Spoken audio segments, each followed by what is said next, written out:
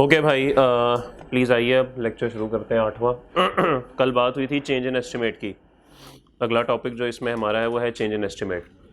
Change in estimate के अंदर 3 चीज़ें होती हैं जो कि चेंज हो सकती हैं।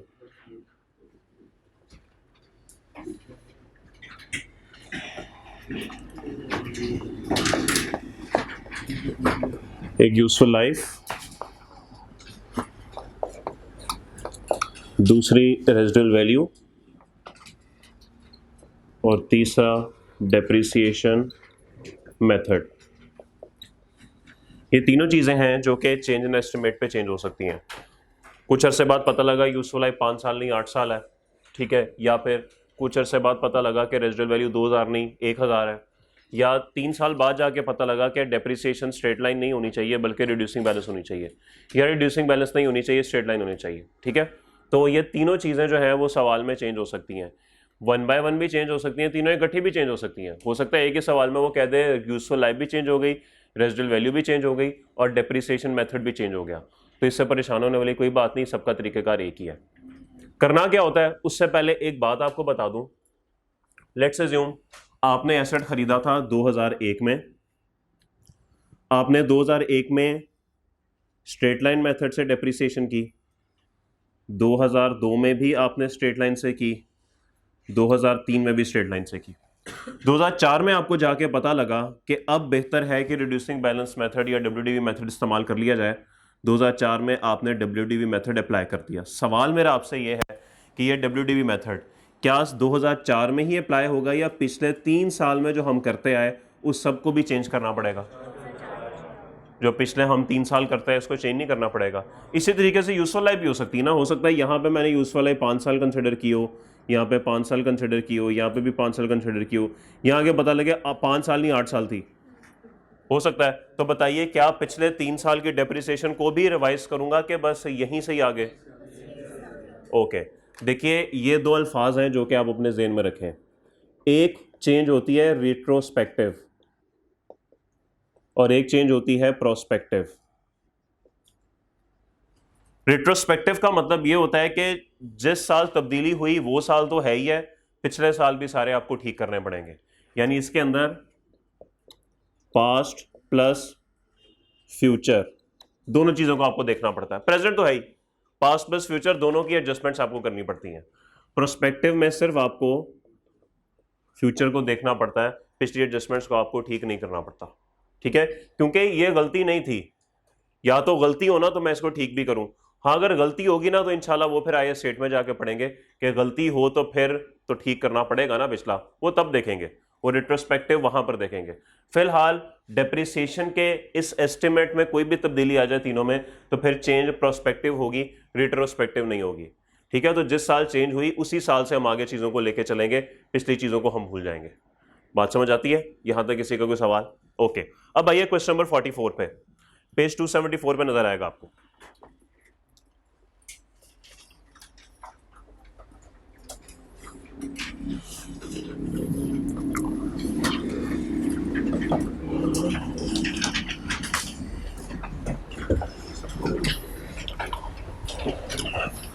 Mister Umar purchase an asset costing ₹20,000 on यकम जनवरी 2012।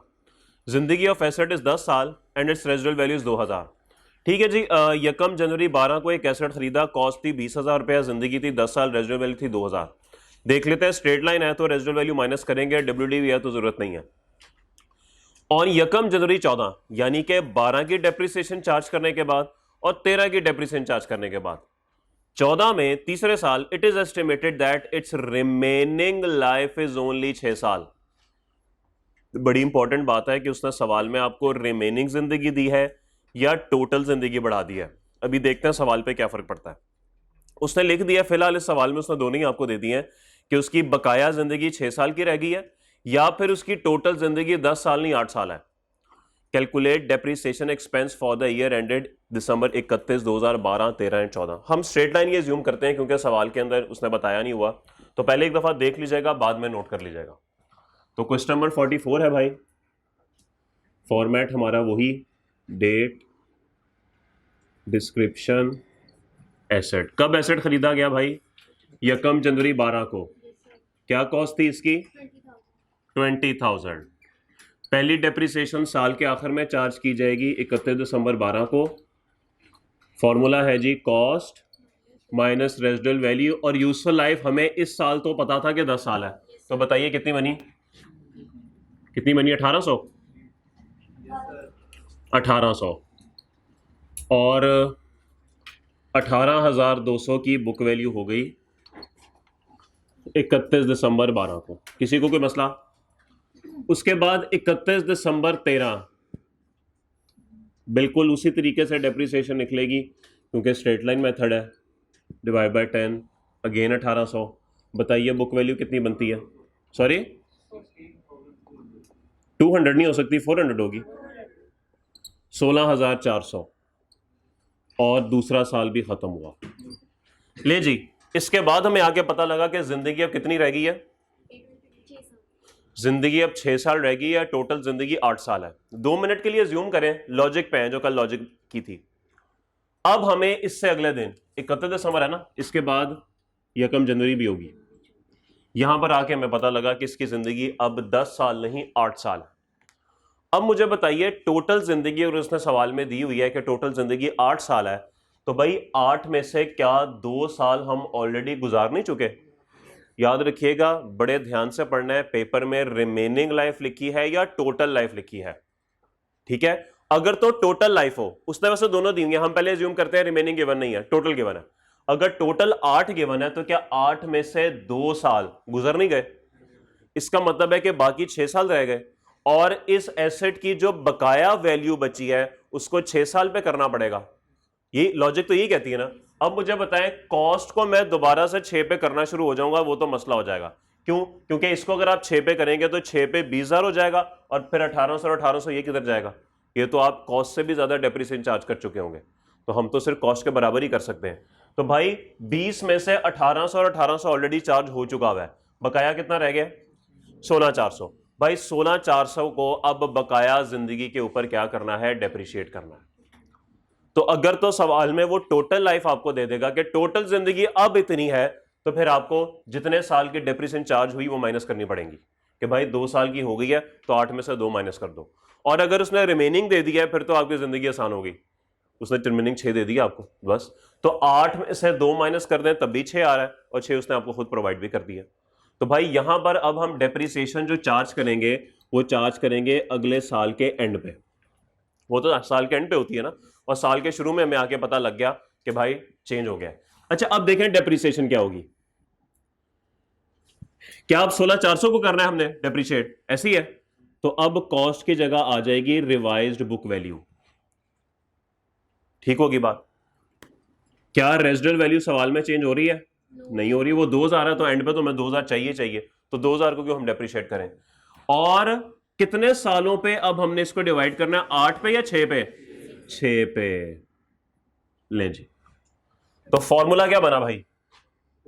डेप्रिसिएशन एक्सपेंस, फॉर्मूला बन गया revised book value minus revise residual value. Sir ये भी तो चेंज हो सकती है, ये भी तो चेंज हो सकती है, और divided by remaining useful life. तो सर जब भी एस्टिमेट चेंज हो ये फॉर्मूला आपने अप्लाई करना है और डेप्रिसिएशन कैलकुलेट कर लेनी है।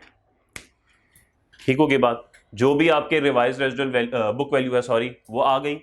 रिवाइज रेजिडुअल वैल्यू सवाल में कह देता 2 नहीं 4,000 है, हम 4,000 लिख देते, हमें क्या प्रॉब्लम थी। और रिमेनिंग यूजफुल लाइफ कभी कभार सवाल में गिवन होगी, कभी कभार आपको कैलकुलेट करनी पड़ेगी। बताइए जी। 2,400 बुक वैल्यू बता दीजिए। 14,000। अगली बात बड़ी इंपॉर्टेंट है, यहां पे कुछ लोग ना स्लिप में आउट हो जाते हैं। अगली डेप्रिसिएशन कैलकुलेट करवा दें मुझे 31 दिसंबर 15 की, करवा दें कैलकुलेट। अब रिमेनिंग यूजफुल लाइफ तो 5 रह गई है मेरे भाई, तो डिवाइड बाय 5 नहीं होगा? क्यों नो सर? फॉर्मूला देखें, फॉर्मूला देखें, रिमेनिंग यूजफुल लाइफ है जी, लेकिन हमारी रिमेनिंग यूजफुल लाइफ तो यहां पर आके 1 साल और कम हो गया, 5 नहीं रह गई, तो क्या डिवाइड बाय 5 नहीं करेंगे हम? क्यों? Straight line method. भाईजान ये फॉर्मूला तब लगेगा जब एस्टिमेट चेंज हो रहा है, ये सिर्फ चेंज इन एस्टिमेट वाले साल की बात हो रही है, बस एक दफा कर दिया हो गया, अब सेम वही रहना है भाई, अब कोई तब्दीली नहीं होनी। अब आप इसको आगे 6 साल ले जाएं, आपकी बुक रेजिडल वैल्यू जो बचेगी वो देखें, वो 2000 रुपये बचेगी। बात समझ आ गई? तो भाईजान ये बता दें कितना बनता है? 11,600, बस ठीक है, इतना आगे तो सेम ही रहेगा। तो कुछ लोग यहां पर आगे सोचते हैं अच्छा रिमेनिंग यूजफुल लाइफ 6 के बजाय 5 हो जाएगा, ऐसा नहीं है।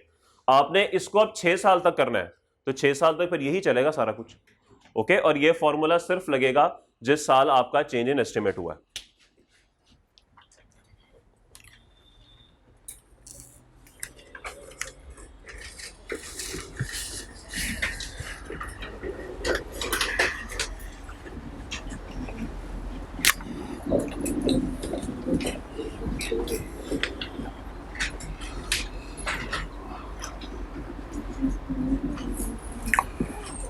नोट करें जी जल्दी।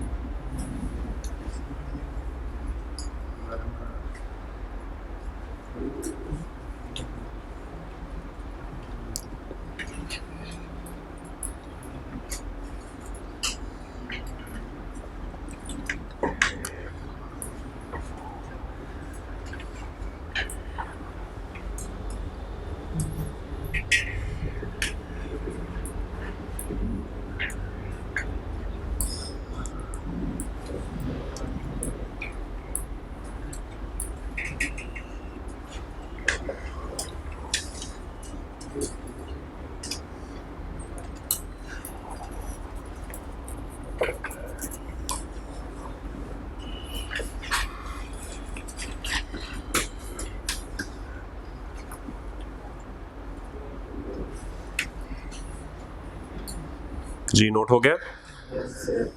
जल्दी करें भाई, जल्दी करें।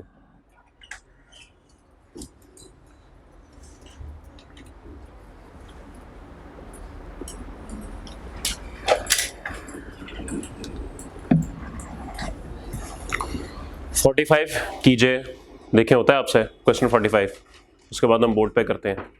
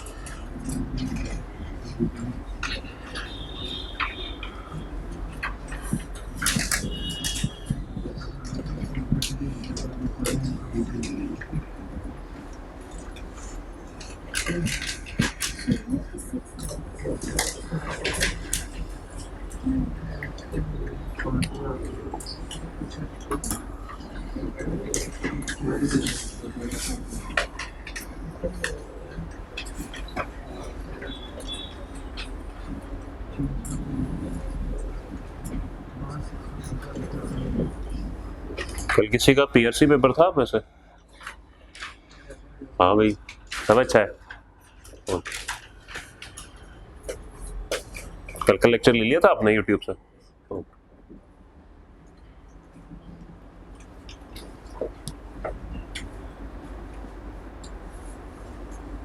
सो मेरी आज वाला भी यूट्यूब पर डाल।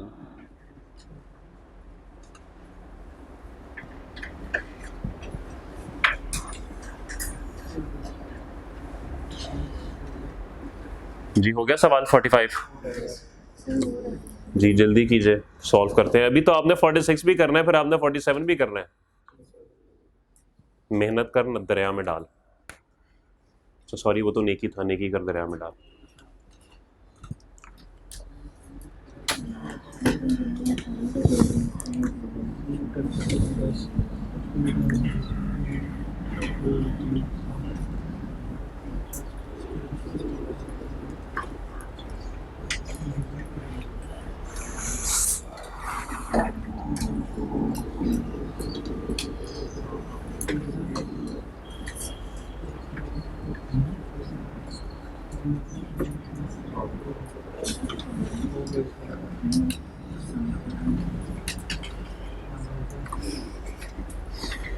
हाँ भाई हो गया सवाल।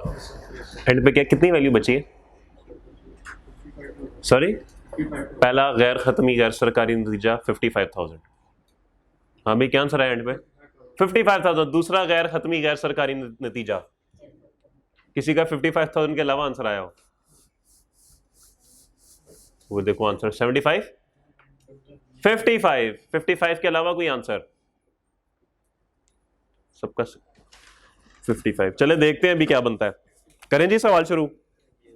आइए जी क्वेश्चन 45 पे। ऑन यकम January 2015 an asset costing ₹90,000 is purchased with a residual, with an नहीं होता, विद आ होता है, with a residual value of 10,000 and जिंदगी इज 16 साल। ठीक है जी, 90,000 कॉस्ट, रेजिडुअल वैल्यू 10,000, जिंदगी 16 साल। ऑन यकम जनवरी 2018 यानी 15, 16, 17 3 साल की डेप्रिसिएशन चार्ज करने के बाद यह पता लगा it is estimated that total जिंदगी इज 10 साल and new residual value is 5,000 only. Calculate depreciation for the year ended 31 December 15 to 19। ठीक है जी, क्या क्या चेंज हो रहा है? जिंदगी भी चेंज हो रही है और रेजिडुअल वैल्यू भी चेंज हो रही है। और where is my duster?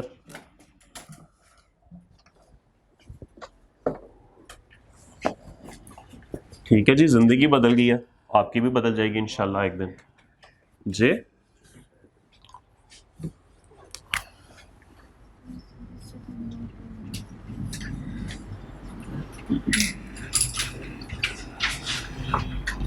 Asset खरीदा गया था यकम जनवरी 2015 को, 90,000 कॉस्ट है भाई।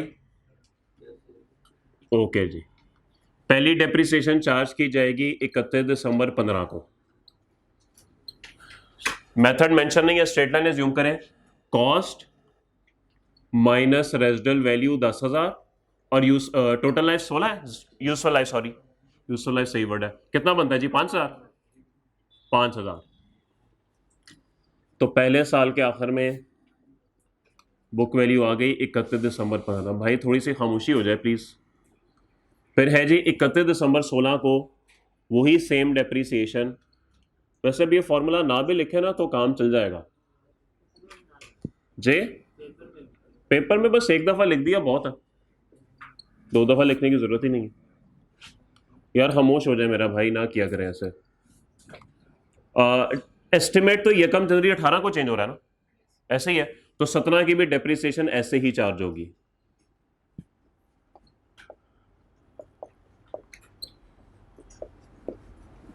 $5,075। ले जी, वक्त बदल गया, जज्बात बदल गए और जिंदगी बदल गई। यकम जनवरी 17 को, 18 को, सॉरी 18 को। तो भाई 18 की जो डेप्रिसिएशन होगी अब वो नए तरीके से होगी। अब यहां पे सारी बात है, अगले दिन एस्टिमेट चेंज हो गया और उसके बाद जब आप साल के आखिर में पहुंचे तो आपकी जिंदगी बदली हुई थी। अब देखिए डेप्रिसिएशन कैसे होगी, छोड़ दें लिखना, यहां पर देखें revised book value 75,000, revise residual value कितनी है सवाल में? 5,000। और मुझे बताइए कि सवाल में उसने आपको कहा है कि अब टोटल जिंदगी 10 साल है। हमें टोटल चाहिए होती है, रिमेनिंग चाहिए होती है? हमें तो रिमेनिंग चाहिए होती है। टोटल है जी 10 साल, उसमें से 1, 2 और 3 गुजर गए, बाकी 7 बचे। बाकी 7 बचे, डिवाइड बाय 7, ये लें जी, तो ये बन गया 10,000। 65,000 बुक वैल्यू और फिर आखिरी डेप्रिसिएशन जो उसने हमसे 19 की मांगी है, ये तो बिल्कुल सेम रहेगी। इसमें रिमेनिंग यूजफुल लाइफ 6 तो नहीं कर देंगे हम? Okay, 55,000 book value. एक मिनट बोर्ड पे देखें प्लीज। यहां पे 7 साल की जिंदगी बची थी, एक डेप्रिसिएशन ये चार्ज कर दी, बोले दूसरी ये चार्ज कर दी, बाकी रह गई 5, बाकी 5 डेप्रिसिएशन रह गई। हर साल की 10,000 आ रही है, तो 5 साल की कितनी आएंगी? 50,000। तो इसका मतलब है कि अगले 5 साल में आप 50,000 माइनस कर रहे होंगे, ऐसे ही है। तो आपके पास कितनी वैल्यू बचेगी? 5,000। और क्या ये रेजिडुअल वैल्यू के बराबर होनी चाहिए थी? देखिए बराबर। ठीक होगी बात? क्लियर होगी बात? सब अच्छा है यहां तक? कोई मसला मसाइल, कोई शिकवा शिकायत, कोई परेशानी, कोई जाती परेशानी के अलावा? ओके, चले जी, सवाल नंबर 45 भी हुआ, करते हैं फिर 46। माशाल्लाह पढ़े लिखे लोग हैं आप, मेरी तो आप लोगों ने जिंदगी आसान कर दी, खुद ही कर लेते हैं आप सब कुछ। क्वेश्चन 46 भी कर दें, होमवर्क नहीं करते ना, तो इसलिए फिर मैंने सोचा घर का काम भी जमात के काम के साथ मर्ज कर दिया जाए। दोस्त क्यों परेशान होता है? हो जाएगी जमानत, तू परेशान बैठा हुआ। क्वेश्चन 46 कर दीजिए प्लीज। यहां पे आके थोड़ा सा ना जरा हो सकता है कोई प्रॉब्लम हो, लेकिन कोई बात नहीं, वोट पे करते हैं, अभी ट्राई करें, ट्राई।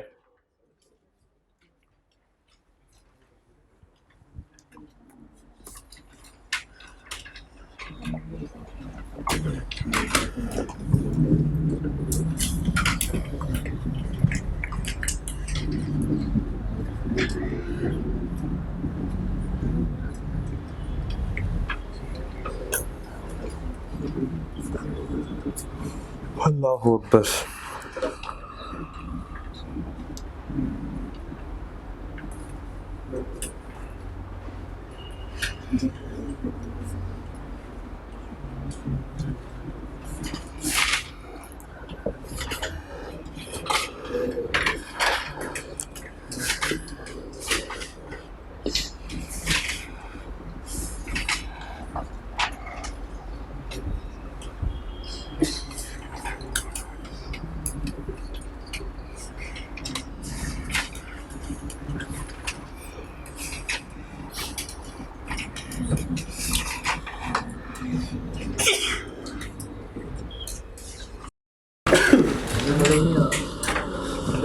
आवाज आ रही है?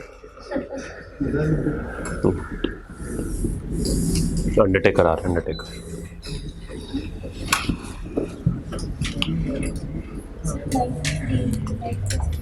पता नहीं, ट्राई करें, कोशिश करते हैं।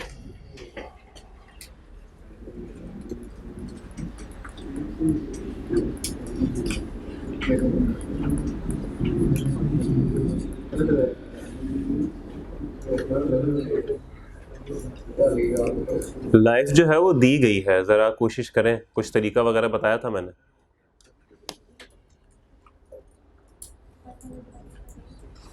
शायद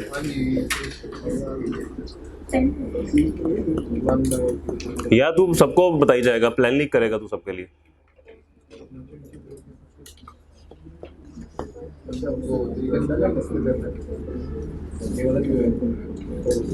जी भाई हो गया, सवाल करें, फंस गए लोग आके यहाँ पे, कुछ परेशानी आ गई है जिंदगी में।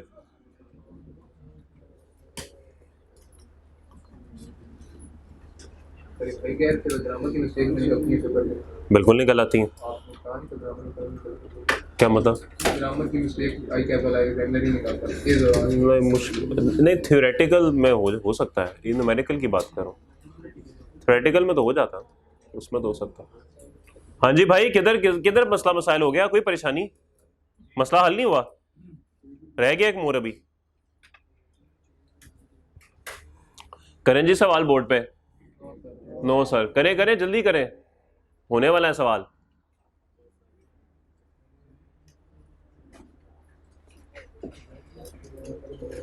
आपको तो WDV का रेट भी नहीं दिया हुआ, वो कैसे निकाल रहे हैं?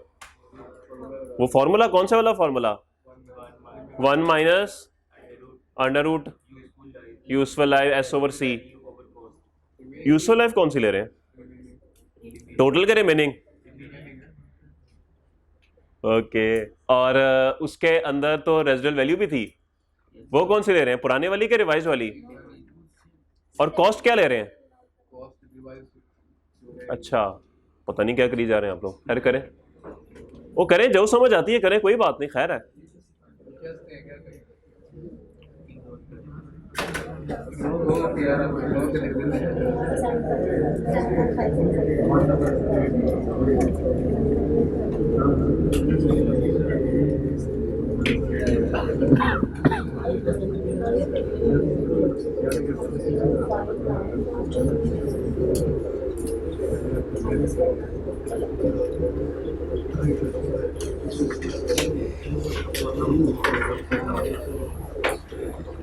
करें जी बोर्ड पे सवाल। ओके चलें जी, सबसे पहले पढ़ते हैं सवाल को। क्वेश्चन 46, डेट ऑफ परचेज है जी यकम जनवरी 15, कॉस्ट हो गई 1 लाख, रेजिडुअल वैल्यू होगी 20,000 और रेट है 10% स्ट्रेट लाइन। ठीक है जी। ऑन यकम जनवरी 17 यानी 2 साल की डेप्रिसिएशन चार्ज करने के बाद depreciation method is changed to WDV with a new rate of, जारी बात है रेट भी चेंज होगा।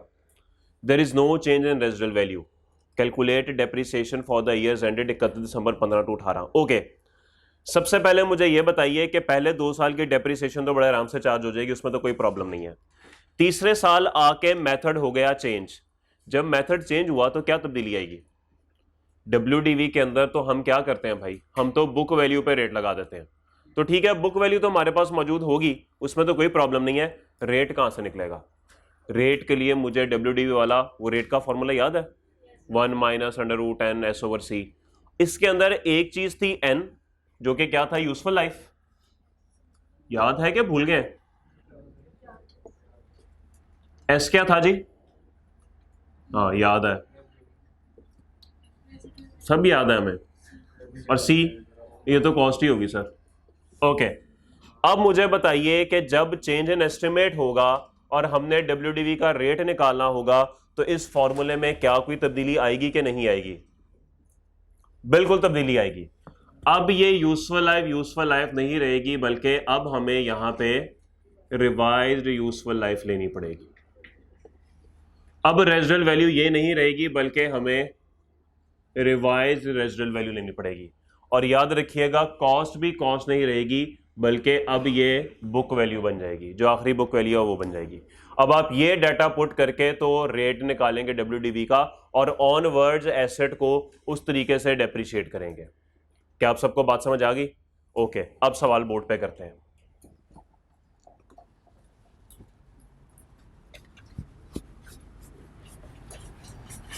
कब खरीदा गया एसेट भाई? यकम जनवरी 15। क्या कॉस्ट थी? कॉस्ट क्या है? 1 लाख। प्लीज खामोशी भाई, प्लीज खामोशी। पहली डेप्रिसिएशन 31 दिसंबर 15, ये तो स्ट्रेट लाइन पे थी भाई। तो कॉस्ट, रेजिडुअल वैल्यू कितनी है? 20,000। और यूजफुल लाइफ कितनी रह गई है? वो नहीं है 10%। 8,000 8,000। ओहो 92 आ गया, आज तक भुगत रहे हम। Okay, book value 31 December 15। दूसरी डेप्रिसिएशन 31 दिसंबर 16, वही 1 लाख। 1 लाख माइनस 20,000, 10%, 8,000, 84,000। एस्टिमेट कब चेंज हुआ आके? यकम जनवरी 17 को, यानी 31 दिसंबर 17 की जो डेप्रिसिएशन है वो अब नए तरीके से कैलकुलेट होगी। अब जरा प्लीज गौर कीजिएगा इधर। अब जो आपकी डेप्रिसिएशन है वो WDV पे आ चुकी हुई है। ये आप स्ट्रेट लाइन पे कैलकुलेट कर रहे थे, अब आप WDV पे आएंगे। WDV के लिए आपके पास जो लास्ट वाली बुक वैल्यू होती है, आपने उस पर रेट लगाना होता है, तो वो तो आपके पास मौजूद है, इस पर तो आपको कोई मेहनत करने की जरूरत नहीं है। प्रॉब्लम है रेट का प्रॉब्लम है। तो सर अगर रेट का प्रॉब्लम है तो रेट का फॉर्मूला हम सबको पता है, क्या यही फॉर्मूला है? और इसको हम 100 से मल्टीप्लाई भी करते हैं। ले जी, n मैंने आपको बताया रिवाइज रेजिडुअल वैल्यू है। Okay, N is the revise residual value. सवाल मेरा आपसे ये है, रिवाइज यूजफुल लाइफ, एन जो है वो रिवाइज्ड यूजफुल लाइफ है। सवाल मेरा आपसे ये है कि इस सवाल के अंदर तो यूजफुल लाइफ मौजूद ही नहीं थी।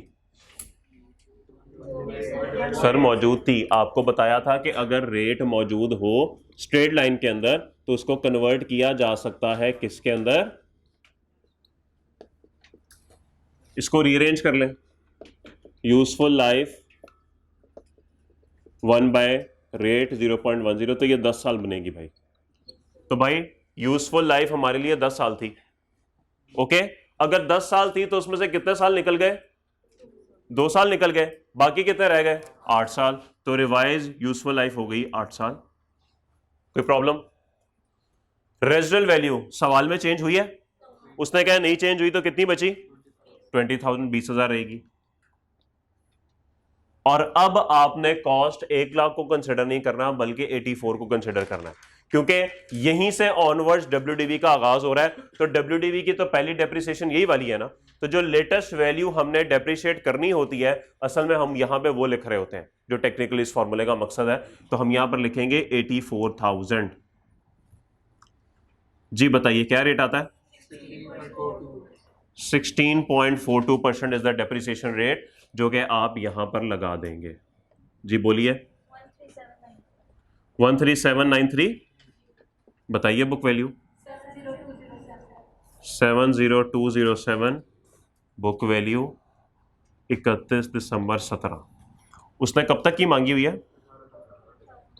ओके, अगेन डेप्रिसिएशन 70207 इंटू 16.42%, बताइए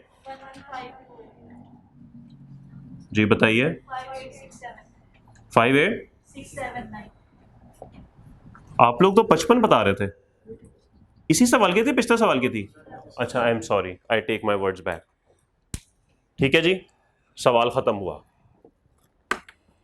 समीर यार चल नहीं रहा मेरे ख्याल में,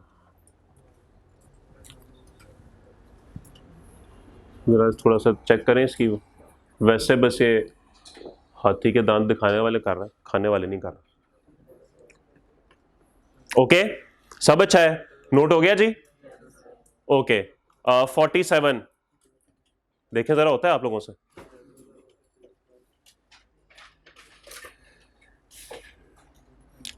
अब डब्ल्यूडीवी से स्ट्रेट लाइन पे लाएगा।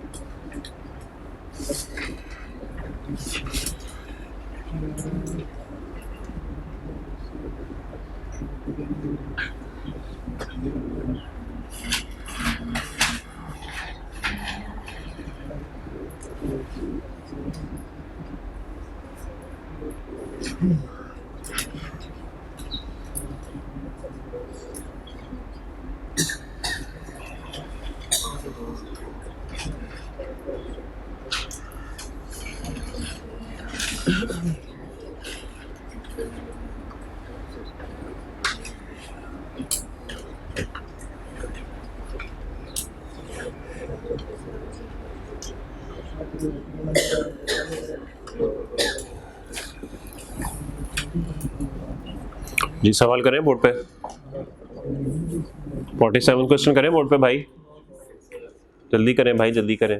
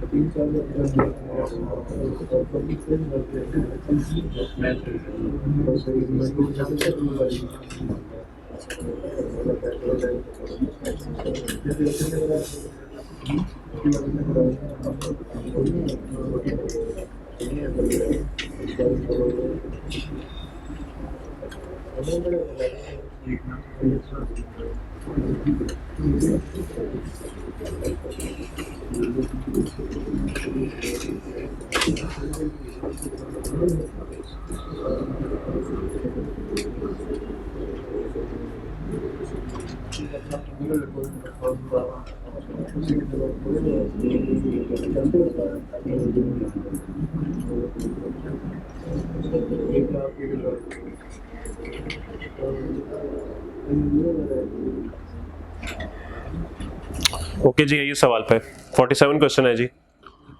डेट ऑफ परचेज है यकम जुलाई 16, कॉस्ट है जी 2 लाख, रेजिडुअल वैल्यू 20,000 और रेट आज है 20% WDV। ऑन यकम July 18 the depreciation method is change to straight line with total life of 10 साल। यकम जुलाई 18 को डेप्रिसिएशन मेथड जो है वो स्ट्रेट लाइन पे चेंज कर दिया गया, टोटल जिंदगी है 10 साल। 30, 6, 16, 17, 18, 19। ओके, अब सवाल आपसे ये है, जरा बात को ध्यान से समझिएगा। ईयर एंड क्या है हमारा? यहाँ पे ईयर एंड 30/6 है, तो जरा बात को ध्यान में रखना है कि 31 दिसंबर के हिसाब से कैलकुलेशन ना कर दीजिएगा। साल हमारा खत्म हो रहा है 30 जून को, तो गालिबन पहली डेप्रिसिएशन हमने 30 जून 17 पे चार्ज कर दी होगी WDV से। ओके, उसके बाद दूसरी डेप्रिसिएशन हमने चार्ज कर दी होगी 30 जून 18 पे, और उसके बाद जाके हमें पता लगा होगा कि एस्टिमेट चेंज हो गया। अब उसके बाद वो ये बात करता है कि भाईजान जब एस्टिमेट चेंज हुआ तो मेथड आ गया स्ट्रेट लाइन और टोटल जिंदगी बन गई 10 साल। यहां तक बात समझ आती है? अब जरा देखें फर्क क्या पड़ता सवाल पे।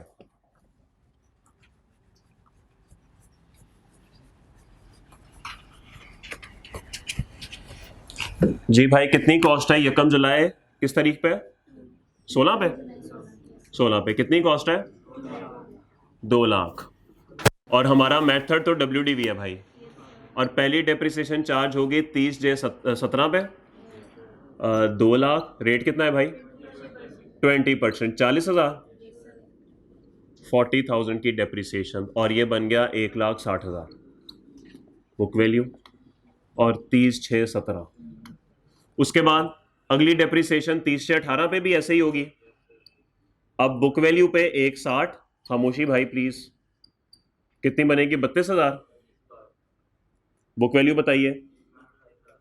1,28,000। और इसके बाद हमें पता लगा कि एस्टिमेट में तब्दीली है, और अगली डेप्रिसिएशन जो है वो स्ट्रेट लाइन से होगी, और स्ट्रेट लाइन के लिए हमें क्या चाहिए होता है? Revised book value. यही चाहिए होता है। रिवाइज बुक वैल्यू तो नजर आ रही है 1,28,000। क्या ख्याल है, सवाल में क्या रेजिडुअल वैल्यू मौजूद है? बिल्कुल, उसने आपको रेजिडुअल वैल्यू कितनी दे दी है? 20,000। इसमें कोई चेंज तो नहीं है? नहीं, चेंज कोई नहीं है, तो ये 20,000। अब जरा गौर कीजिएगा, उसने कहा कि स्ट्रेट लाइन के बाद आपकी टोटल जिंदगी हो गई 10 साल की। ओके, अब टोटल जिंदगी 10 साल की हो गई, मुझे बताइए कि पहले कितने साल गुजर चुके हैं, तो बाकी कितने बचे? मेरा मसला हल हो गया, मेरा मसला हल हो गया। अब ये सवाल ऐसा था जिसमें यहां पर खड़े होके शायद आपको यूजुअल लाइफ का पता नहीं था, नहीं पता था ना, यहां पर भी नहीं पता था, यहां पर भी नहीं पता था, लेकिन उसने यहां आके बता दिया कि अब टोटल 10 रह गई है। तो सर हमारा काम तो पूरा हो रहा है ना, हमें तो रिमेनिंग यूजफुल लाइफ चाहिए। वो पता लग गई कि टोटल 10 साल उसने एस्टिमेट की, 2 साल गुजर गए, बाकी 8 ही बचे होंगे, हमारा काम हो गया। हमें इससे क्या लगे, यहां पे हमें यूजफुल लाइफ का पता था कि नहीं पता था? बात समझ आई? तो यहां पर यूजफुल लाइफ का नहीं भी पता था तो हमारा काम चल गया भाई, हमें रिमेनिंग यूजफुल लाइफ चाहिए थी, वो हमने निकाल ली। टोटल 10 साल है, 2 साल गुजर चुके हैं, तो बाकी 8। ये ले, बताइए 1 to 13,500 जी। बुक वैल्यू 30,6,19, एक साल की और कैलकुलेट कर लेते हैं, 30,6,20 पे कोई फर्क पड़ेगा? सर अब तो स्ट्रेट लाइन है भाई, 13,500 एंड सो ऑन, 13,500 ही चलता रहेगा। ठीक है मेरे भाई, सब अच्छा है? ओके, बस 48 जो है वो घर से कर लीजिएगा, क्या भी करना है? घर से ही कर लेंगे, 2 मिनट लगेंगे वैसे तो। सवाल पढ़ लेते हैं, हम डिस्कस कर लेते हैं। क्वेश्चन 48, डेट ऑफ परचेज है जी 1 जनवरी 2010, कॉस्ट है जी 50,000, रेजिडुअल वैल्यू है जी 10,000 और जिंदगी है 10 साल। मेथड यूज इज WDV, तो 10 साल इसकी, sorry WDV is the method, ठीक है कोई मसला नहीं। 1 जनवरी 12 यानी कि 2 साल की डेप्रिसिएशन चार्ज करने के बाद total life is estimated at 5 साल with no change in method and residual value. तेरी खैर, ये क्या हुआ? उसने मेथड तो WDV ही रहने दिया, लेकिन उसने कहा कि जिंदगी अब 10 साल की नहीं रही, जिंदगी अब 5 साल की हो गई है। Would there be any difference in the question? क्या सवाल पे कोई फर्क पड़ेगा? क्या फर्क पड़ेगा? आपको 2 साल के बाद WDV का रेट रिवाइज करना पड़ेगा उसी फॉर्मूले के तहत। उसने शुरू में 20% दिया हुआ है, आपको 20 दिया हुआ ना? नहीं दिया नहीं हुआ, कैलकुलेट करना पड़ेगा। हाँ, आपको रेट कैलकुलेट करना पड़ेगा। आप सबसे पहले रेट कैलकुलेट करेंगे और 2 साल उसी रेट पे डेप्रिशिएट करेंगे। मैं मिसाल देता हूं कि रेट आ जाता है 15%, अब 2 साल आपने इसी पे डेप्रिशिएट करते रहना है। जब 2 साल खत्म होंगे तो तीसरे साल आके सिर्फ जिंदगी बदली है, बाकी रेजिडुअल वैल्यू में तो कोई तब्दीली नहीं है। तो सर जब आप ये फॉर्मूला बनाएंगे ना, ये वाला, इसके अंदर n 5 साल टोटल है कि रिमेनिंग है? टोटल। 5 में से कुछ जा भी तो चुके होंगे, वो यहां पर लिखेंगे रिमेनिंग, यहां पर रेजिडुअल वैल्यू लिखेंगे, यहां पर रिवाइज्ड बुक वैल्यू लिखेंगे, जैसे मैंने लिखा हुआ था यहां पे, ये लिखा हुआ। इस तरीके से रेट निकला है। यार कर ही ले, वैसे सवाल ये कर लेते हैं, हमें तसल्ली हो जाएगी मेरी।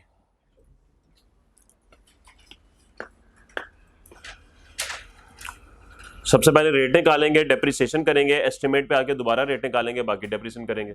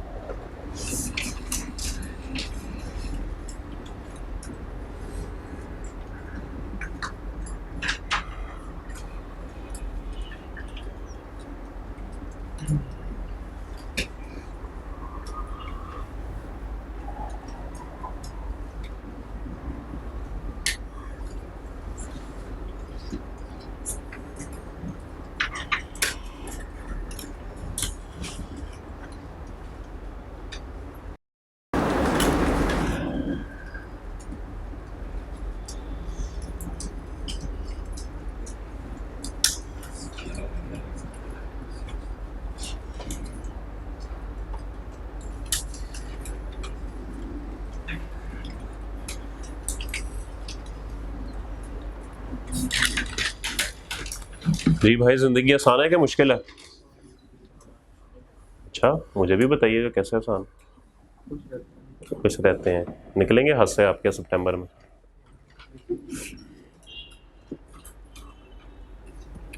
ओके, सॉल्व करें बोर्ड पे सवाल। वो जल्दी करें, अभी तो पढ़ना शुरू करना है आज का, ये तो कल वाली बातें हो रही हैं। Change in estimate.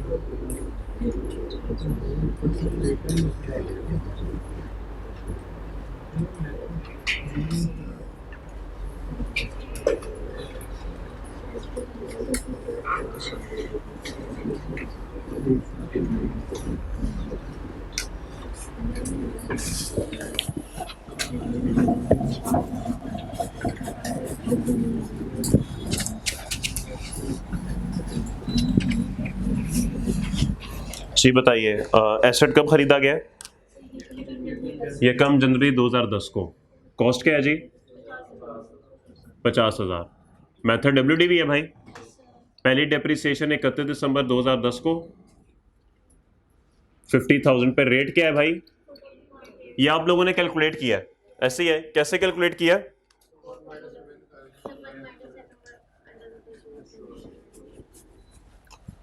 ओके, सबसे पहले आपने ओरिजिनल रेट निकाला। 1 माइनस कितनी है यूजफुल लाइफ? पहले शुरू में तो 10 साल है। रेजिडुअल वैल्यू कितनी है? सॉरी 10,000। और कॉस्ट कितनी है? खामोशी भाई प्लीज, खामोशी, आप ध्यान दें इधर जी। रेट बताएं। 14.8%। तो पहले साल डेप्रिसिएशन होगी 14.8% पे। बोलिए 87 7,000 7433। राउंडिंग ऑफ के मसले जी। 42567 बुक वैल्यू 31 दिसंबर 10। एस्टिमेट कब चेंज हो रहा है भाई? 31 दिसंबर यकम जनवरी 12 को चेंज हो रहा है ना, यानी कि ये डेप्रिसिएशन भी पुराने तरीके से होगी। 42567 मल्टीप्लाई बाय 14.8%। बोलिए 6330 जी। 36237। एस्टिमेट चेंज हो गया। जैसे ही एस्टिमेट चेंज हुआ, और एस्टिमेट चेंज होने पे सिर्फ जिंदगी बदली और कुछ नहीं बदला, मेथड तो वही है। तो 36237। अब चूंकि जिंदगी बदल गई तो रेट भी बदलना पड़ेगा। तो अब आप क्या करेंगे? अब आप दोबारा से रेट निकालेंगे। जरा गौर कीजिएगा। अब यहां पर रिवाइज्ड यूजफुल लाइफ आएगी। रिवाइज्ड रिमेनिंग यूजफुल लाइफ कितने साल है जी? उसने टोटल लाइफ 5 बताई है, 5 में से 2 तो गुजर गए भाई, तो बाकी 3 बचे। तो 3। क्या रेजिडुअल वैल्यू में कोई तब्दीली है?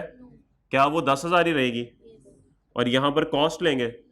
नहीं। अब जो रिमेनिंग बुक वैल्यू है 36,237, हम वो कंसिडर करेंगे इन 200।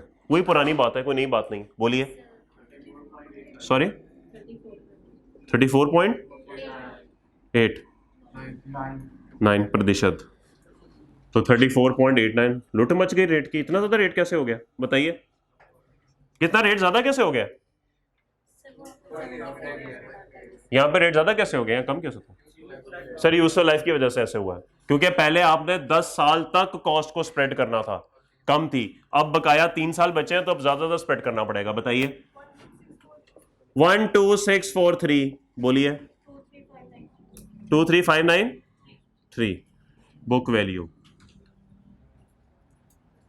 और एक साल की हम और कैलकुलेट कर लेते हैं। 23593 मल्टीप्लाई बाय 34.89%। बताइए सॉरी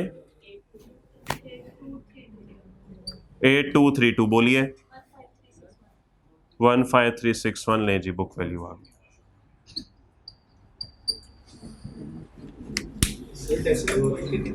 जी मेरे भाई, बस 2 डेसिमल प्लेसेस तक रेट कर लें, बस ये राउंड ऑफ कर दिया करें, इसको पॉइंट्स में करने की जरूरत नहीं है। हर रेट को 2 डेसिमल प्लेसेस तक लेके जाना है आपने। ओके चले जी, यहां तो कोई मसला। ओके अब जरा अगली बात की तरफ चलते हैं। हमने अभी तक एंट्रीज की एसेट को खरीदने की, एसेट को डेप्रिशिएट करने की, एसेट को डिस्पोज करने की, और एसेट को डिस्पोज एक्सचेंज की फॉर्म में करने की, ये एंट्रीज हमने कर ली हुई हैं। क्या ये सारी एंट्रीज आप मुझे लिखवा सकते हैं बोर्ड पे? ये मिटा दूं मैं? नोट कर लिया आप लोगों ने? कर रहे हैं नोट? करें जल्दी करें।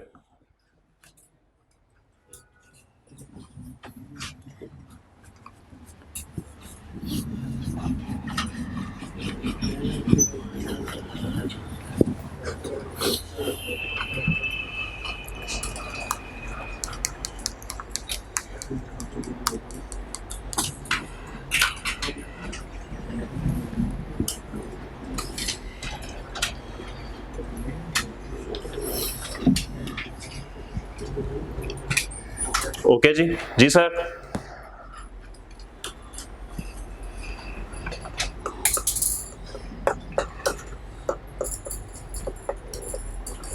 पड़ोसी ने कर लिया नोट के नहीं? ओके मिटा दूं जी अब? और बोले मिटा दूं, बता ही नहीं रहे। और मिटा दूं क्या ना मिटाऊं? नो सर, ओ यार पहले बताना था।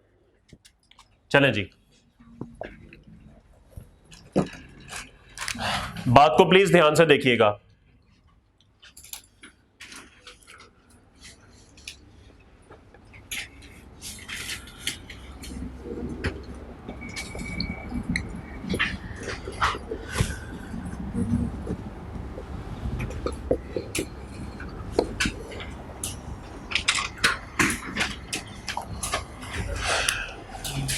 एसेट अकाउंट दो तरह से मेंटेन हो सकता है, या एट कॉस्ट होगा या एक बुक वैल्यू होगा, ये बात आपको पता है? ओके अगर asset account at cost maintain हो रहा हो तो हम एंट्रीज क्या करेंगे, और अगर asset account at book value maintain हो रहा हो तो हम एंट्रीज क्या करेंगे? ठीक होगी बात? ओके अच्छा एक बात एस्टिमेट की रहेगी, सॉरी वो बल्कि आप अपने पास लिख भी लें, कि अगर अभी तक हमने जितने भी सवाल किए हैं इसमें एस्टिमेट उसने साल के पहले दिन ही चेंज किया है, ऐसे ही है। ऐसा भी तो हो सकता है कि वो कह दे कि साल के आखिर में एस्टिमेट चेंज हुआ, मिसाल के तौर पे वो कह दे 31 दिसंबर 12 पे आके हमारा एस्टिमेट चेंज हो गया। अब सवाल मेरा आपसे ये है कि जब आप 2012 की डेप्रीसिएशन चार्ज करेंगे, क्या वो पिछले एस्टिमेट से करेंगे कि नए वाले एस्टिमेट से करेंगे? आप नए वाले से करेंगे।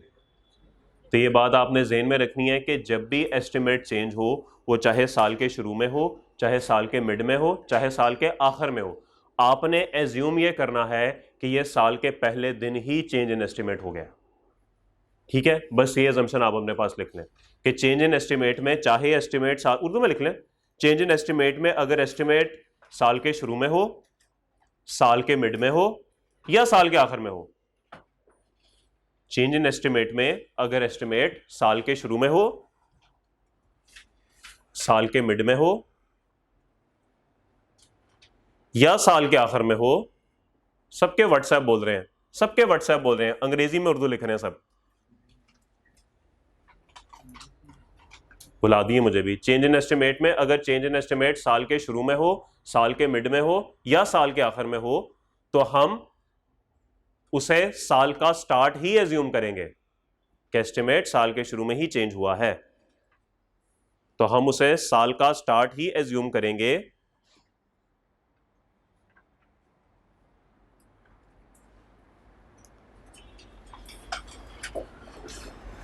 ब्रैकेट में लिख लें यानी कि एस्टिमेट, अब तो उर्दू पे आ गया, यानी कि एस्टिमेट, लिख एस्टिमेट उर्दू में, लिख के दिखा मुझे एस्टिमेट उर्दू में कैसे लिखते हैं, लिख बड़ा मेरा भाई, शुरू लिख मेरा भाई एस्टिमेट, यानी कि हाँ लिख एस्टिमेट, फंस गया बेचारा, पता नहीं क्या लिख बैठा तू, स्टैम्प लिख लिया तूने। यानी कि एस्टिमेट साल के पहले दिन ही एप्लीकेबल हुआ है, एप्लीकेबल फिर फंस गया, लागू हुआ है, नहीं एप्लीकेबल लिखने, लागू पे फिर फंस जाएंगे आप। यानी एस्टिमेट साल के पहले दिन ही एप्लीकेबल हुआ है। ठीक होगी बात? तो ये एक बात रह गई थी, तो ये भी आपको बता दी। चलें जी वापस आ जाएं इधर। एसेट अकाउंट कॉस्ट पे भी बन सकता है और बुक वैल्यू पे भी बन सकता है।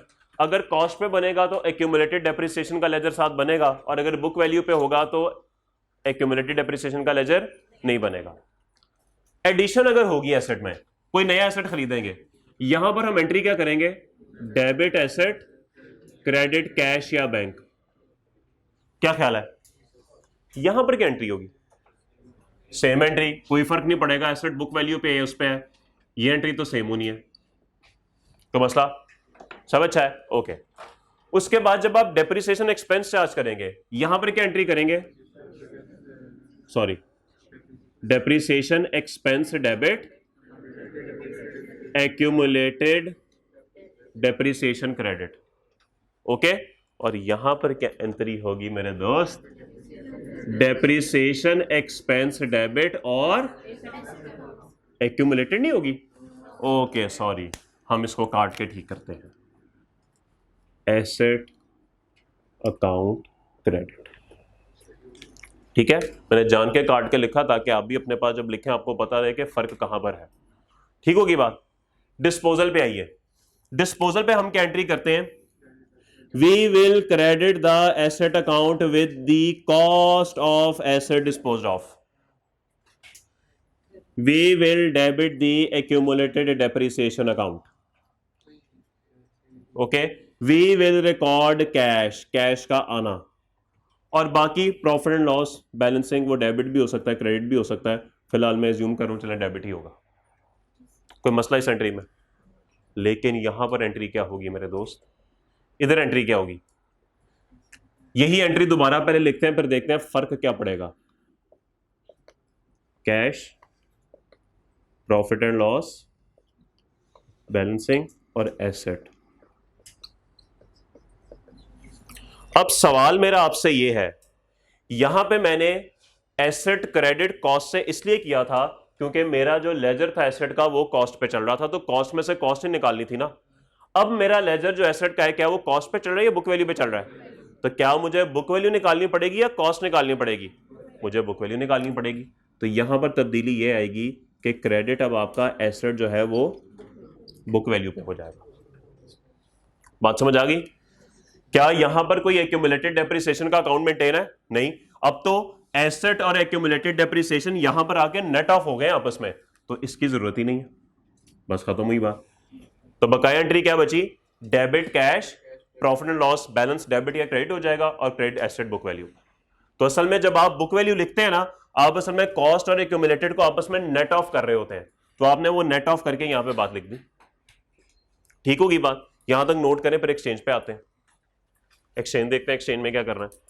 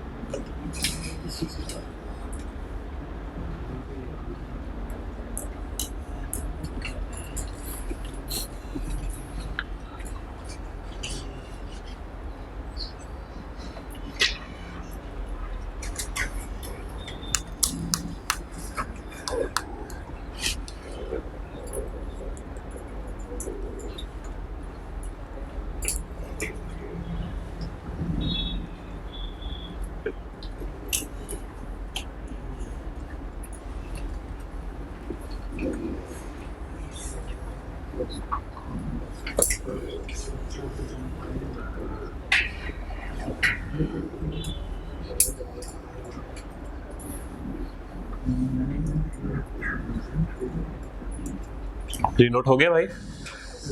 ओके अब आइए एक्सचेंज के ऊपर। एक्सचेंज में हम क्या करते थे? We will credit the asset account with the cost, पुराना एसेट चला गया, और फिर इसकी एक्यूमुलेटेड डेप्रिसिएशन को भी डेबिट करते थे। ओके उसके बाद नए एसेट का आना भी तो रिकॉर्ड करते थे। नया एसेट आ गया, रिकॉर्ड कर दिया, और यहां पर नॉर्मली कैश जा ही रहा होता था क्रेडिट, और प्रॉफिट एंड लॉस हमारा हो जाता था बैलेंसिंग। मैं एज्यूम कर रहा हूं कि लॉस या तो डेबिट, ये एंट्री करते थे। अब यही एंट्री यहां पे लिखते हैं और देखते हैं फर्क कहां पड़ेगा।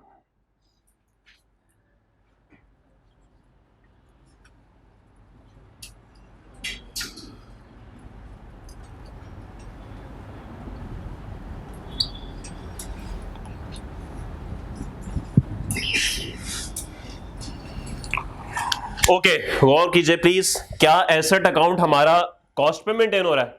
नहीं सर, बुक वैल्यू पे हो रहा है। तो इसका मतलब है कि अब यहां पर कॉस्ट नहीं आएगी, बल्कि बुक वैल्यू पे ये एसेट जो है वो क्रेडिट किया जाएगा। ठीक है, एक्यूमुलेटेड डेप्रिसिएशन तो होगा ही नहीं, वैसे ही कट गया। Asset new age it is आएगा, प्रॉफिट एंड लॉस अकाउंट ऐसे ही आएगा, कैश ऐसे ही आएगा, बाकी कोई फर्क नहीं है। ठीक है जी। अगर इनके लेजर्स बनाए डिस्पोजल के, बना ले वो भी।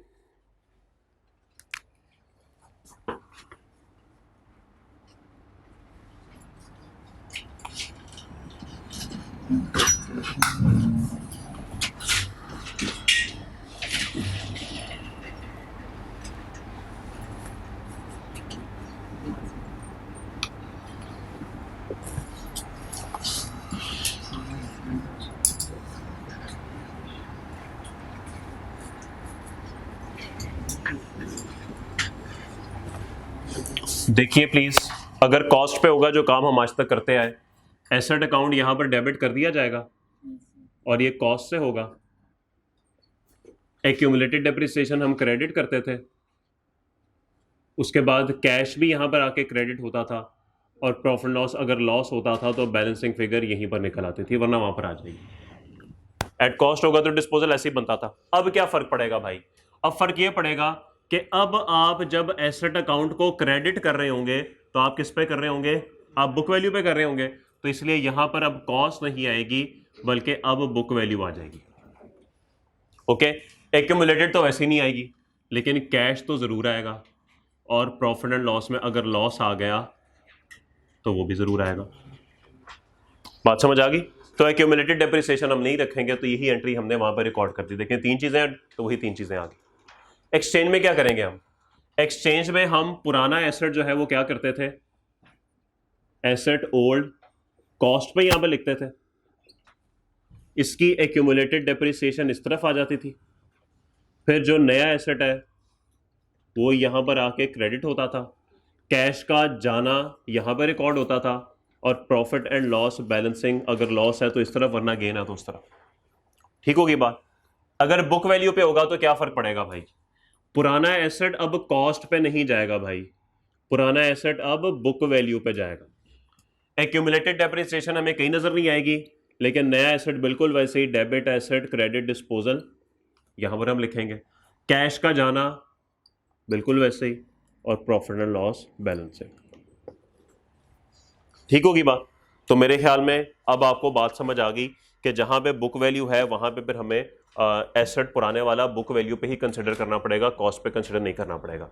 एंट्री लिखें, लेजर बनाएं, फिर आगे चलते हैं।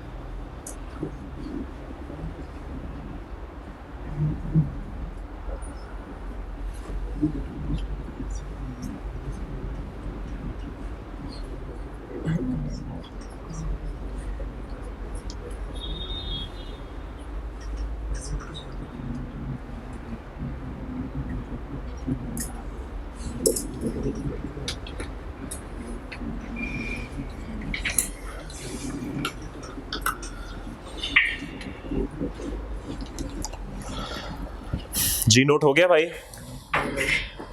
क्वेश्चन 49 पे आइएगा please. Question 49, following ledger balance is appearing in the books on यकम जनवरी 2012। 2012 का आपको बैलेंस दे रहा है, एसेट दे रहा है आज बुक वैल्यू पे 2 लाख, हमेशा कॉस्ट देता आया है, एक्यूमुलेटेड डेप्रिसिएशन देता आया है, आज उसने आपको एसेट बुक वैल्यू पे दे दिया, तो शायद आज आपका एसेट अकाउंट बुक वैल्यू पे मेंटेन हो रहा हो। ठीक होगी बात? तो ब्रॉड डाउन लिख देंगे, कोई मसले वाली बात नहीं, सारा हमारे कामयाबी की कुंजी हमारे सामने लिखी हुई है इस वक्त, कोई मसले वाली बात नहीं है। The key to success is on the board right now. Addition costing rupees 90,000 took place on यकम मार्च 12। एडिशन की एंट्री आपको पता है, आपके सामने लिखी है कि बुक वैल्यू अगर होगी तो आप क्या करेंगे, कोई मसले वाली बात नहीं है। An asset costing rupees 50,000 which was purchased on यकम April 2010 is disposed of on 30 June 2012 for rupees 20,000 only, rate of depreciation is 20% WDV।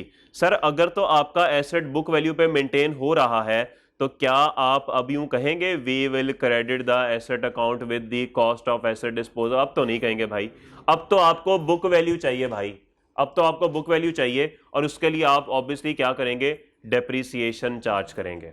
ठीक है, डेप्रीसिएशन की पूरी वर्किंग बनाएंगे, और वर्किंग बनाकर आप टिल डेट ऑफ डिस्पोजल तक उसकी बुक वैल्यू निकालेंगे, और डेट ऑफ डिस्पोजल तक की बुक वैल्यू एसेट अकाउंट से क्रेडिट करेंगे।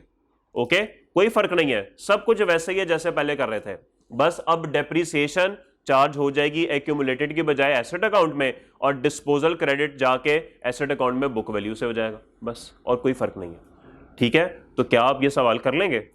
मैं तो कहता हूं लगे आता 50 और 51 भी घर जाके कर लीजिएगा।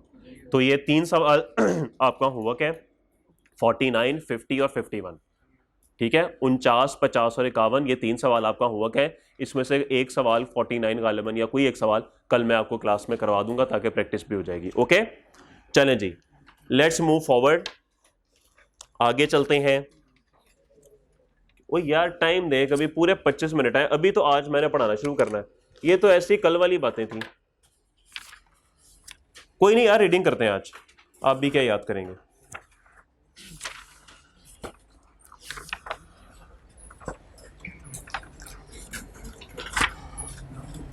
पढ़ने से क्यों घबराता है यार?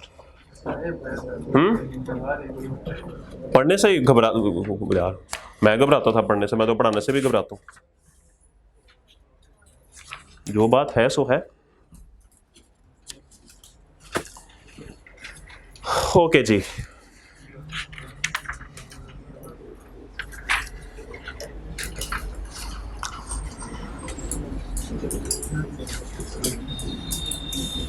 पेज 111 पे आइएगा प्लीज, पेज 111 पे आइएगा।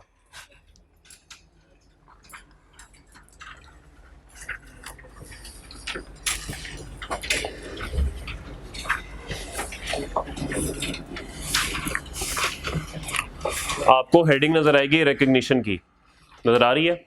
रिकग्निशन का मतलब यह होता है कि आपने किस वक्त एसेट को डेबिट करना है। ओके, रिकग्निशन का मतलब यह होता है कि कब आपने एसेट को डेबिट करना है।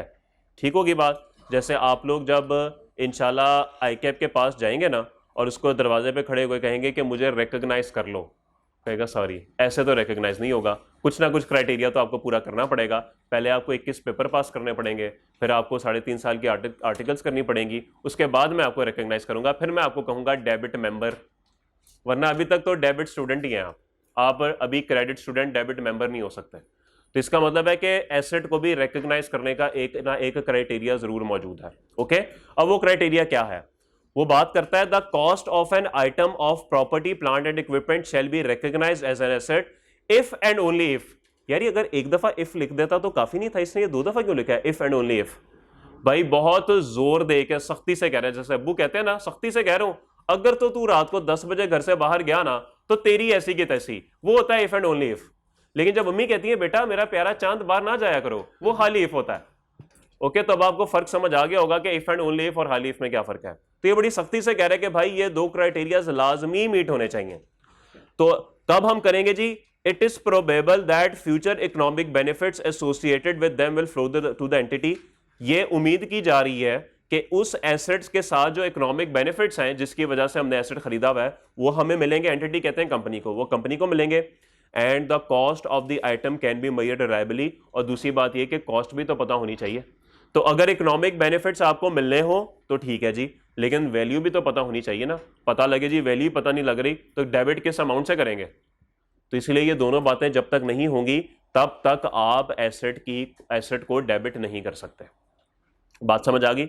ओके, अगला सवाल ये है कि एक एसेट मैंने, फॉर एग्जांपल एक मिसाल बना लेते हैं ताकि अगला ये पूरा पॉइंट वहीं पे कवर हो जाएगा। मिसाल के तौर पे आपने किया सीए क्वालिफाई। जिस दिन आपने सीए क्वालिफाई किया आपने सोचा भाई का हो गया अब लेवल, अब गाड़ी भी लेवल की होनी चाहिए। फिर आपने सोचा कौन सी गाड़ी मंगाएंगे सर? ऑडी। उसके लिए आपको पहले पाकिस्तान की सड़कों से ना स्पीड ब्रेकर उतारने पड़ेंगे, उसके बाद लैम्बोर्गिनी आएगी यहाँ पे। ओके, खैर एनीवेज, चले आपने सोचा ऑडी मंगवाते हैं, जर्मनी से आएगी। अब आप जर्मनी भाई को कॉल करेंगे और कहेंगे शौकत एक गाड़ी भेज दो। वो कहेगा ठीक है सर कौन सी चाहिए? अब मैं तो A8 मंगवाऊंगा, भाई क्वालिफाई करिए यार तुम्हारा, सॉरी स्मिथ होगा, वहां शौकत नहीं होगा, स्मिथ योर भाई has qualified man, send one Audi A8। वो कहेगा चले ठीक है सर 5 करोड़ की गाड़ी है, 5 करोड़ की गाड़ी है, मैंने भी लेनी थी, उन्होंने शोरूम में चला दिया, अब क्या करूं? अब तो कुछ नहीं कर सकते, अब 3-4 साल ऐसे गुजारने पड़ेंगे। ओके 5 करोड़, 5 करोड़। अब मुझे बताएं क्या एसेट 5 करोड़ से डेबिट करेंगे आप? गाड़ी जर्मनी खड़ी है अभी, अभी तो आपने उसको पैसे भिजवाए हैं सर, अभी तो वो बंदा गाड़ी कैसे भेजेगा? जारी बात है, फिर वो गाड़ी अपने शोरूम से चला के सी पोर्ट पर लेकर आएगा, वो उसका खर्चा होगा। फिर वो बहरी जहाज पे गाड़ी लोड करेगा, जो बहरी जहाज गाड़ी ये कराची लेकर आएगा, उस बहरी जहाज का किराया होगा। फिर आपने उस गाड़ी पे ड्यूटीज टैक्सेस वगैरह वो सारे पे करने हैं। गाड़ी की इंश्योरेंस भी होती है रास्ते में कि अल्लाह ना करे गाड़ी को कोई नुकसान हो जाए तो फिर उस वक्त वो भी इंश्योरेंस आपने पे करनी है। फिर कराची में जो क्लियरिंग एजेंट आपकी सारी गाड़ी क्लियर करवाएगा उसको आपने पैसे देने हैं। फिर कराची से गाड़ी लाहौर पे या तो चल के आएगी तो पेट्रोल का खर्चा, या किसी भी अगर आप कंटेनर पे या ट्रॉलर पर लेकर आएंगे तो उसका खर्चा। तो इसका मतलब है कि घर पहुंचते पहुंचते कुछ ना कुछ पैसे उस पर लग जाएंगे। कोई बात नहीं, आवाज सुनते जाएं, घर पहुंचते पहुंचते कुछ ना कुछ पैसे उस पर लग जाएंगे और उसके बाद उस गाड़ी की रजिस्ट्रेशन भी करानी होगी, नंबर भी लगवाना होगा। तो सब कुछ करने कराने के बाद लेट्स अज्यूम बाकी के खर्चे अटन पटन करने के बाद गाड़ी आपको पड़ गई 10 करोड़ की। हाँ तो ऐसे ही होता है, ये तो मैंने भी कम बताया आपको, ये तो मैंने भी आपको कम बताया। ये बल्कि मैं मिसाल बताता भी हूं कि लैंड क्रूजर इस वक्त पाकिस्तान में कितने की है? 15.7 करोड़ की है वो गाड़ी, 15.7 करोड़, 15 करोड़ 70 लाख की 2023 मॉडल लैंड क्रूजर का है। दुनिया में उसकी वैल्यू क्या है? $1,24,000 $1,25,000 से ज्यादा नहीं है। मैंने खुद अपनी आंखों से वो गाड़ी $56,000 पे भी लगी देखी हुई है, ब्रांड न्यू, लेकिन अब रेट बदल गए हैं। $1,24,000 या $25,000 की वो गाड़ी है। आप $1,25,000 को 285 के साथ मल्टीप्लाई करके कन्वर्ट करेंगे ना, तो ये 5 करोड़ बनेगा, 4-5 करोड़ बनेगा मैक्सिमम। एक्सचेंज रेट जो है तो 5 करोड़ बनेगा। तो सर ये बाकी का 10-11 करोड़ क्या है? सर वो ये ड्यूटीज टैक्सेस हैं। ये जब आप पोर्ट पे आते हैं ना, तो वो कहते हैं जी 150% ड्यूटी है, तो फलाना टैक्स है, तो टमकाना टैक्स है, पता नहीं क्या क्या है, तो गाड़ी आपको पड़ जाती है 15.7 करोड़ की। ओके, तो मुझे बताइए अब आपकी गाड़ी क्या डेबिट 5 करोड़ से होगी या डेबिट 10 करोड़ से होगी? ऑब्वियसली 10 करोड़ से होगी। तो इसका मतलब ये है कि एसेट की कॉस्ट के अंदर सिर्फ उस चीज की खरीदने की कीमत नहीं आती, और भी बेशुमार अखराजात होते हैं जो एसेट को इस्तेमाल के काबिल बनाने के लिए इनकर करने पड़ते हैं। तो याद रखिएगा, वो तमाम अखराजात जो कि एसेट को इस्तेमाल के काबिल बनाने के लिए करने पड़ते हैं, वो सारे भी एसेट की कॉस्ट में ऐड होते हैं, और फिर एसेट जो डेबिट किया जाता है वो फिर उसी वैल्यू से किया जाता है, उसकी सिर्फ परचेज प्राइस नहीं देखी जाती। क्या आप सबको ये बात समझ आ गई?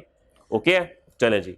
अब देखते हैं भाई, ये चीज नीचे लिखी हुई है, an item of property plant and equipment shall an item of property plant and equipment that qualifies for recognition as an asset shall be made at its cost। ले जी, पहला क्राइटेरिया ये है भाई कि क्या आप मुझे एसेट मानते हैं कि नहीं मानते? जी सर मैं मानता हूं एसेट, आपसे फ्यूचर इकोनॉमिक बेनिफिट्स भी आएंगे और आपकी कॉस्ट भी रिलायबली मेजर की जा सकती है।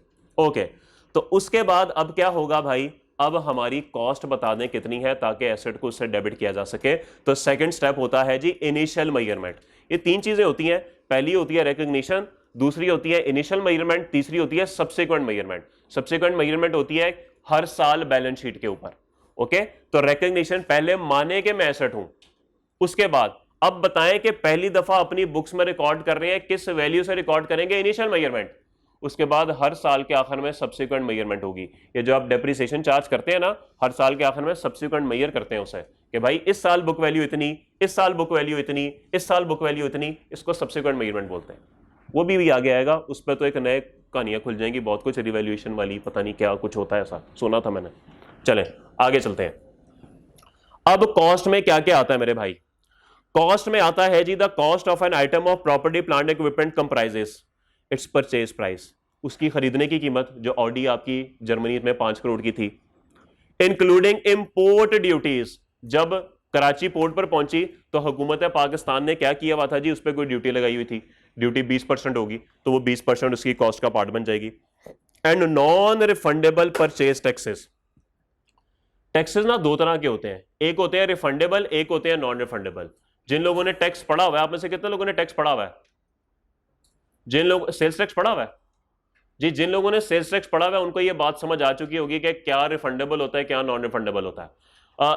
मैं एक छोटी सी बात बता देता हूं, सेल्स टैक्स कुछ केस में रिफंडेबल होता है, बस इतनी बात समझ लें। रिफंडेबल हुकूमत आपको वापस पे कर देती है। अब आप कहेंगे ये टैक्स भी वापस होते हैं? जी बिल्कुल होते हैं, अभी आप लोगों ने नहीं पढ़ा इसलिए आपको नहीं पता, लेकिन वापस होते हैं। तो जो टैक्सेस हुकूमत आपको वापस कर देती है, जाहिर बात है वो तो अब आपका रिसीवेबल है ना, वो तो आपका एसेट है, उसको आप डेबिट एसेट करेंगे या डेबिट रिसीवेबल करेंगे? उसको तो डेबिट रिसीवेबल करेंगे। तो इसीलिए जो भी टैक्सेस रिफंडेबल हैं, जो वापस हो जाने हैं, वो कभी भी आपकी कॉस्ट का पार्ट नहीं बनते हैं, वो हमेशा डेबिट रिसीवेबल पे जाते हैं या एडवांसेस में चले जाते हैं, एसेट पे नहीं आते। हाँ, जो टैक्सेस नॉन रिफंडेबल है, जो आपको वापस ही नहीं मिलने, वो आप एसेट की कॉस्ट का पार्ट बनाएंगे।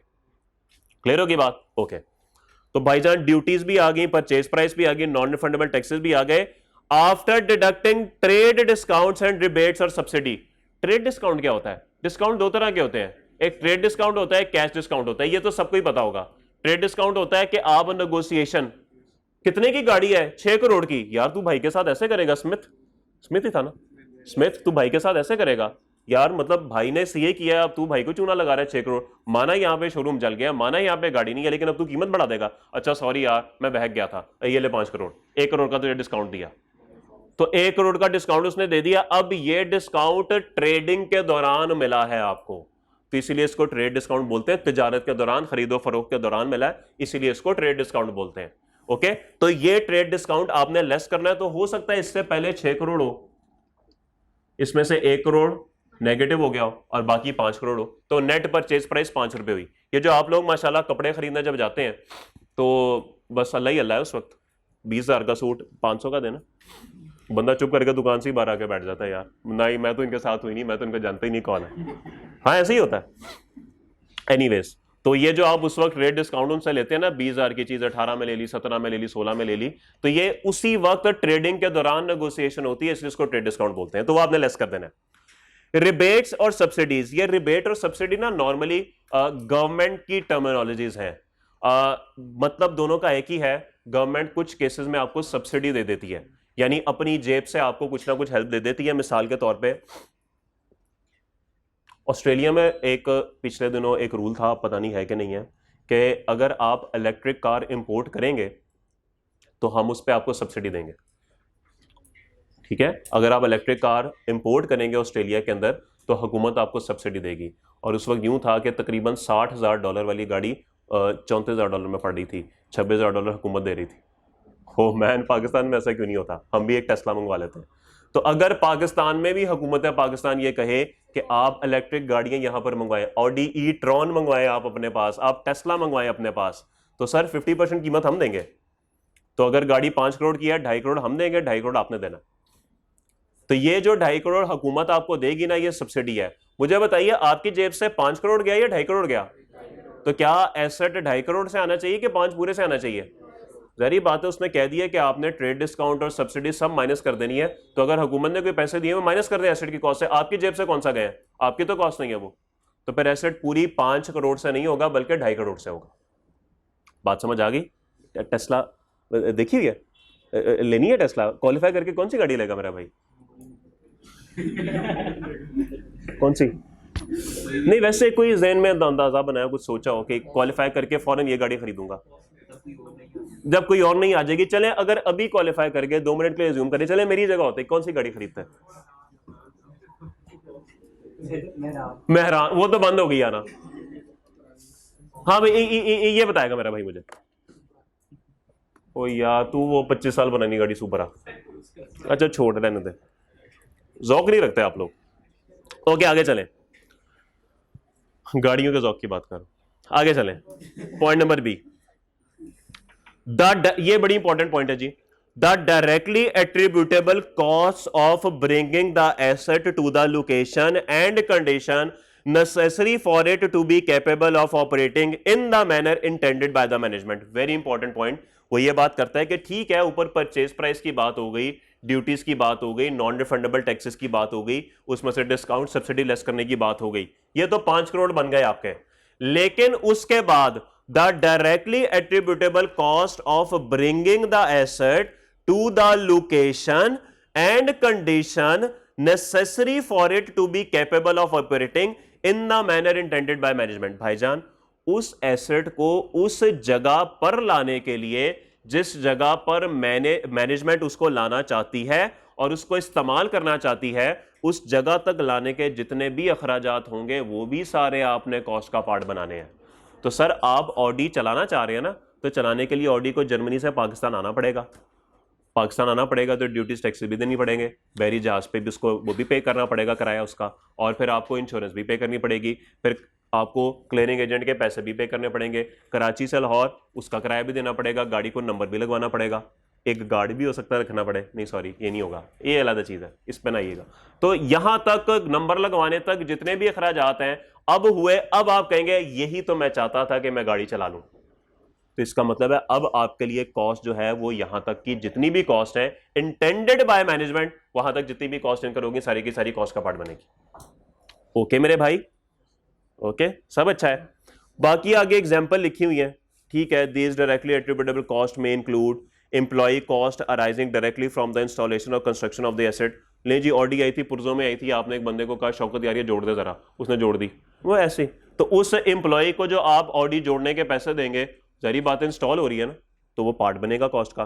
The cost of site preparation, आपके घर में ऑडी खड़ी करने की जगह नहीं थी, आपने आधा घर गिरा के गराज बना दिया, आपने कहा अब्बू क्या करने हैं 10 कमरे किराए, आप बस एक कमरा काफी होता है, तो बस ठीक है आपने बाकी पे ऑडी खड़ी कर दी, तो ठीक है फारग घर की क्या जरूरत है, ऑडी होनी चाहिए, तो ऑडी आपने रख दी। अब ये साइट प्रिपेयर की आपने ऑडी खड़ी करने के लिए, तो इसके जो भी अखराजात आएंगे सिर्फ ऑडी की वजह से हुआ है ना, सिर्फ ऑडी की वजह से हुआ है, तो वो भी उसकी कॉस्ट का पार्ट बन जाएंगे। Initial delivery and handling cost, ये आपको पता है गाड़ी डिलीवर करने के जितने भी होते हैं, और हैंडलिंग होता है कि वो जो उतारते हैं ना ट्रेलर से नीचे वगैरह, या कोई मशीनरी अगर आ गई तो वो भी सारा इसमें आ जाएगा। इंस्टॉलेशन एंड असेंबली कॉस्ट, ये वही ऑडी जोड़े हैं भाई, उसका टायर लगा रहे हैं, इंजन लगा रहे हैं, सारा कुछ कर रहे हैं, खैर ये तो बनी बनाई आएगी। टेस्टिंग कॉस्ट, भाई टेस्टिंग कॉस्ट के लिए ना मुझे थोड़ी सी अपनी एग्जाम्पल ना बदलनी पड़ेगी। एग्जाम्पल के लिए मुझे आना पड़ेगा रेस्टोरेंट के ऊपर। लेट्स अज्यूम आपने सोचा रेस्टोरेंट के पिज्जा बनाने वाली एक मशीन मंगवाते हैं, आपने मशीन मंगवाई और मशीन मंगवा के आपने देखा चेक करते हैं पिज्जा बनता कैसा है, आपने कोई इसमें 8-10 पिज्जा बना के तो चेक किए, टेस्टिंग कर रहे हैं आप। अब ये 8-10 पिज्जा बनाने की कॉस्ट वगैरह तो कोई लगेगी ना, तो वो जो कॉस्ट बनेगी ना वो भी उसका पार्ट बन जाएगी, टेस्टिंग कॉस्ट।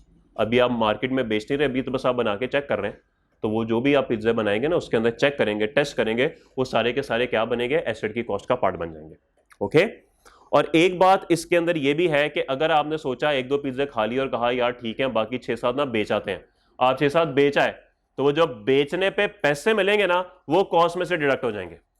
तो ये बात यहां पर लिखी हुई है, testing cost to determine whether the asset is functioning properly, ये बात तो ठीक है। After deducting net proceeds from selling any items produced, तो अगर आपने उन्हीं टेस्टेड यूनिट में से 2-3 खा के चेक कर लिया और कह दिया सब अच्छा है, और बाकी के 7-8 पीस आपने सेल कर दिए, तो 7-8 पीस को बेचने पे जो पैसे मिलेंगे वो कॉस्ट में से क्या होंगे, डिडक्ट कर दिए जाएंगे, क्योंकि वो इनफ्लो हो गया ना, डिडक्ट हो जाएंगे। ऐसा सवाल आएगा भी एक, हमने करना है वो, बेफिक्र नहीं। और professional fees such as architect and surveyor fee, ठीक है जी, कोई भी प्रोफेशनल फी, अगर आपने कोई मशीन किसी जगह पे लगानी है तो आप कहेंगे यार ये मशीन इधर नहीं आ सकती, आपको आर्किटेक्ट को मंगवाना पड़ेगा, सर्वेयर को मंगवाना पड़ेगा, तो उसके भी पैसे। और आखिरी चीज है जी, the initial estimate of the cost of dismantling and removing the item and restoring the site on which it is located for which an entity incurs legal और कंस्ट्रक्टिव ऑब्लिगेशन। ये बड़ी अजीब सी बात है, ये स्टैंडर्ड बहरहाल कह देता है, लेकिन बड़ी अजीब सी बात है। वो कहता है कि कल को जब तुम इस एसेट को डिस्पोज ऑफ करोगे ना, तो डिस्पोज ऑफ करने के बाद, डिस्पोज ऑफ करने पे भी कुछ अखराजात आएंगे। अब मिसाल के तौर पे आपने एक जगह पे मशीन लाके फिक्स कर दी है, अब वो मशीन वहां पे फिक्स है, अब जारी बात है जब उसकी यूजफुल लाइफ खत्म होगी, आपने इस एसेट को डिस्पोज ऑफ करना है, तो आपको कोई बंदा बुलाना पड़ेगा, कोई क्रेन मंगानी पड़ेगी, वो सारे उस एसेट को तोड़ेंगे, नीचे से उसकी बेस तोड़ेंगे, बुनियादें तोड़ेंगे, उसको उठाएंगे, उठा के कहीं लेके जाएंगे, इसकी कॉस्ट आएगी। वो कह रहे हैं अगर आपको आज बैठ के ये कॉस्ट का अंदाजा हो रहा है ना कि 5 साल बाद इतने खर्चा लग जाएगा, तो आज वो भी ऐड कर दो ताकि वो भी डेप्रिशिएट ही हो जाए साथ साथ।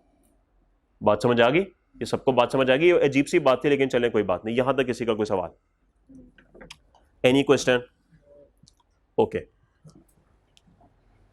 एक सवाल का जवाब दें।